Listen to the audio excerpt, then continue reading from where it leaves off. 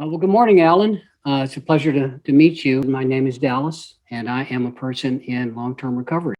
Alcohol was my drug of choice, and I was pretty much a professional drinker for well over 30 years. For the last 5 years of that, I have been able to maintain a successful recovery. And those are like the two top job requirements for being able to be a peer recovery support specialist. So, why don't you tell me a little bit about your background and yourself and what brings you to recovery coaching? I was drinking and smoking pot almost, well, I was smoking pot on a daily basis and drinking heavy on the weekends for, wow, about 40 years. And it caught up to me. And so I went to rehab. It was an outpatient kind of thing through Kaiser. And I went for about 8 weeks or so. And then, I started going to a couple AA meetings. And my life's pretty much kind of unmanageable to make it happen without, having a drink or smoking pot just to chill out. Thank you for sharing all that. I can definitely relate to wanting to be able to find ways to manage our lives without having to use, to manage our feelings. So if you're okay with us just jumping right in, I've got a questionnaire that I like to go over with you that can help us dig into a little of the details of the various domains of your life. Does that sound okay?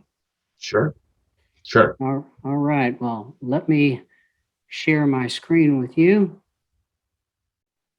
Okay. Relationships and social support. And this is all relationships with your significant other, with your family of origin, your extended family, your work relationships, just in general. How do you feel about your relationships and your sense of social connectivity? Well, kind of dissatisfied. It's, I obviously when I decided I needed to go into recovery, there was issues at home like, you better do something about your bad habits. And now that I'm, working and doing this other stuff, trying to go to meetings and stuff, I really don't have time to spend, with my wife and kids. Okay, so there were issues at home about bad using habits, and yeah, and now that you're putting a lot of work into changing all that, you're finding that that's also interfering with the amount of time you have available for your relationships. Yes. Very good. Well, that's all 12 of those life domains there. Let's think about which one of these would be the most critical life domains to you right now that you would like to, make some changes in, increase your strengths. Well, I think the relationship, it's something that needs to be mended with my wife, and I'm just not sure how to do that. Well, off the top of your head, what are some of the things that you think you would like to explore doing with your wife in order to change some of this? Well, we haven't been out together really, kind of like on a date a long time. Maybe set up, go out to dinner or something, go to a movie, have a chance just to be away from the house and talk a little bit, kind of on a low key thing. Um, and maybe even look into maybe some, what kind of counseling we have available in my insurance, and maybe talk to her about if she'd be willing to go do something like that. Oh, that sounds like a great list. And it's pretty awesome that you actually had that right on the top of your head. So this sounds like something you have been thinking about already and have some ideas about. So I've written down what you've told me up here in terms of how you define this goal on improving your relationship with your wife. And it's stated as increase harmony in my marriage by having more conversations and more personal intimacy.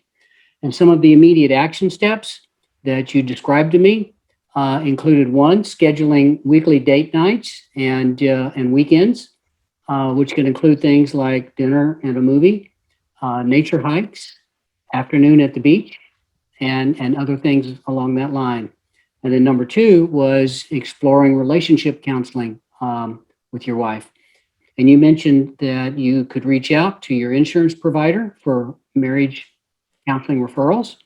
And then I also suggested that we knew some great folks over at the Hoag Mental Health Center that provide marriage and family counseling. So I will be following up with you to send you the contact information for the intake person at Hoag, and I will also be sending you a printout of all of these things that we've got written right here. All right, Alan, a question I have for you about this goal of increasing harmony in your marriage. Can you tell me about any strengths that you have in this area that are going to be supportive of accomplishing these goals? Yeah, we've been together a long time and been through, a lot of situations in life, and we made it through that.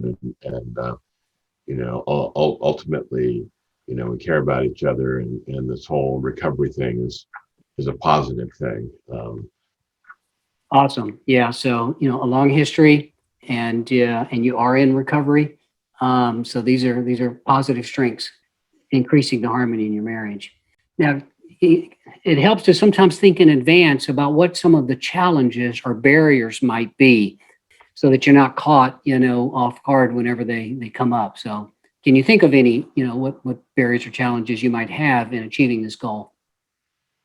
Part of it's going to be my schedule. It's like I've just been juggling everything and not making it a priority to set up the time.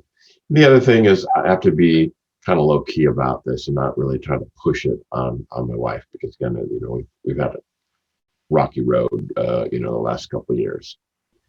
Yeah. So the first challenge or barrier I heard was that you've just been in the habit of not really scheduling time for this and making it a priority, and that's something that you really intend to work on this time around. And the other one is that you need to be careful and not push your wife too hard or too fast into this. Yes. All right. Well, that brings us to the good stopping point for our session today. And I think it was an awesome first session, Alan. Phenomenal work on your part there. Sounds good. We'll talk to you next week. All right. Bye-bye now.